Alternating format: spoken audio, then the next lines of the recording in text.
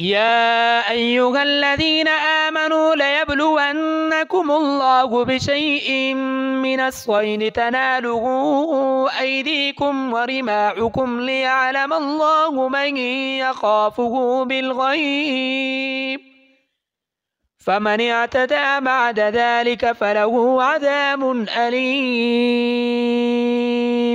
يا أيها الذين آمنوا لا تقتلوا الصيد وأنتم حرم ومن قتله منكم متعمدا فجزاء مثل ما قتل من النعم يحكم به ذوى عدل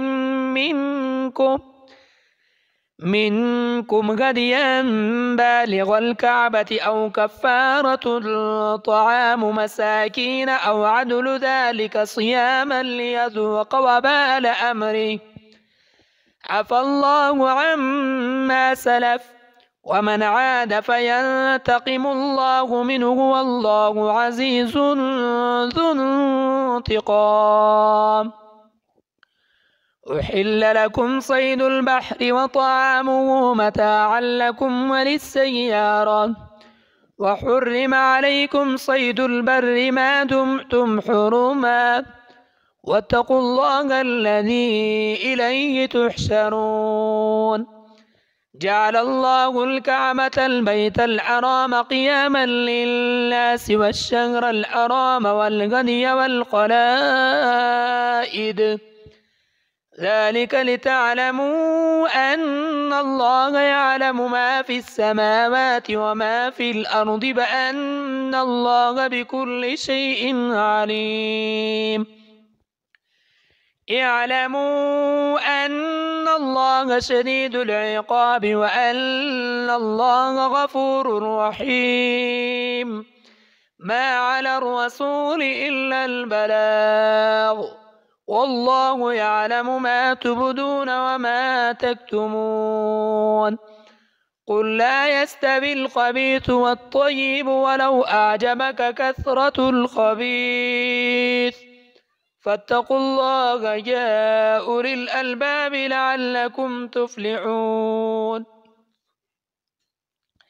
يا أيها الذين آمنوا لا تسألوا عن أشياء إن تبد لكم تسؤكم وإن تسألوا عنها حين ينزل القرآن تبد لكم عفى الله عنها والله غفور حليم.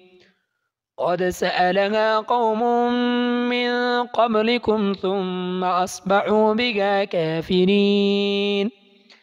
ما جعل الله من بعيرة ولا سائبة ولا وصيلة ولا عام ولكن الذين كفروا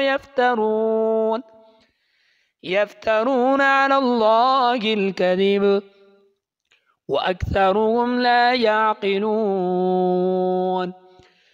وإذا قيل لهم تعالوا إلى ما أنزل الله وإلى الرسول قالوا حسبنا ما وجدنا عليه آباءنا أولو كان آباؤهم لا يعلمون شيئا ولا يهتدون. يا أيها الذين آمنوا عليكم أنفسكم لا يضركم من ضل إذا اهتديتم إلى الله مرجعكم جميعا فينبئكم بما كنتم تعملون. يا أيها الذين آمنوا شهادة بينكم إذا حضر أحدكم الموت حين الوصية اثنان ذوى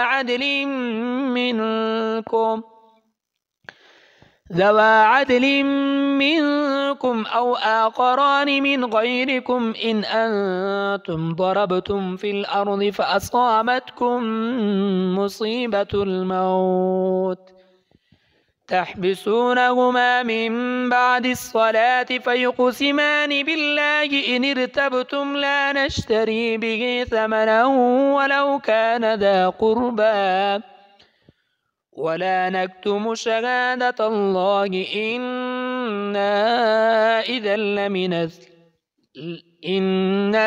إذا لمن الآثمين.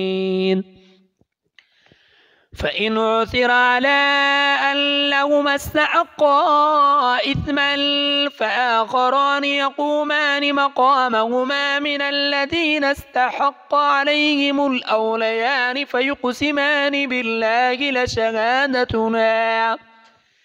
لشهادتنا أحق من شهادتهما وما اعتدينا إنا إذا لمن الظالمين. ذلك أدنى أن يأتوا بالشهادة على وجهها أو يخافوا أن ترد أيمان بعد أيمانهم واتقوا الله واسمعوا والله لا يهدي القوم الفاسقين.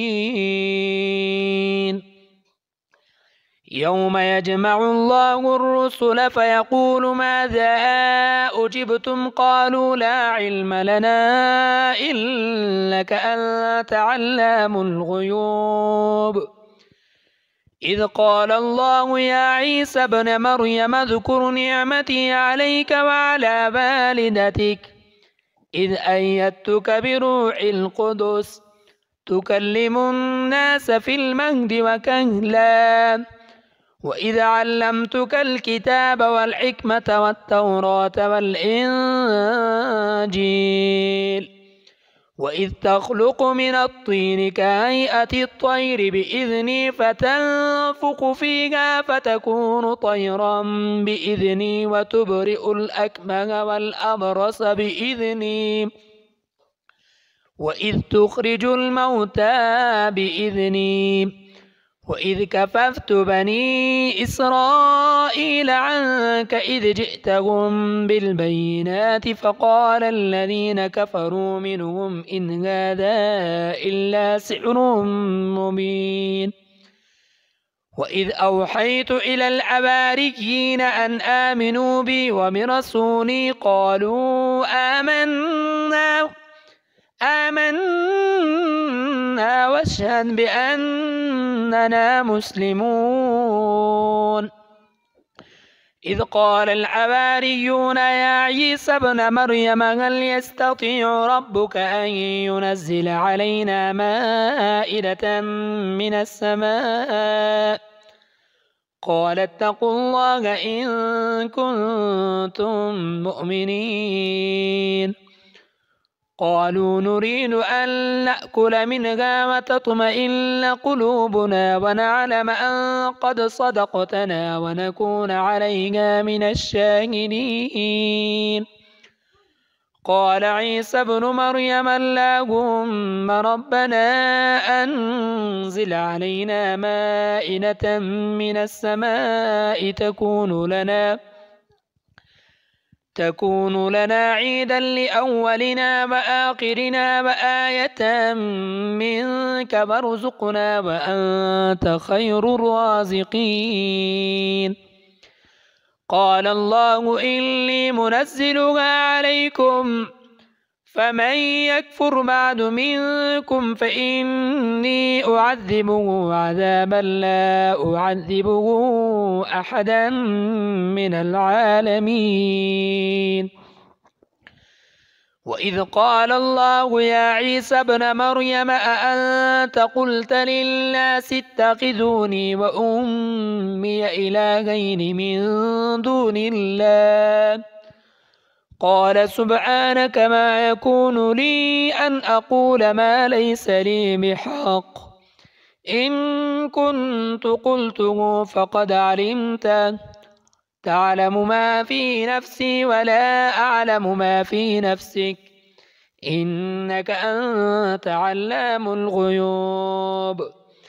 ما قلت لهم إلا ما أمرتني به أن اعبدوا الله ربي وربكم وكنت عليهم شهيدا ما دمت فيهم فلما توفيتني كنت أنت الرقيب عليهم وأنت على كل شيء شهيد إن تعذبهم فإنهم عبادك وإن تغفر لهم فإنك أنت العزيز الحكيم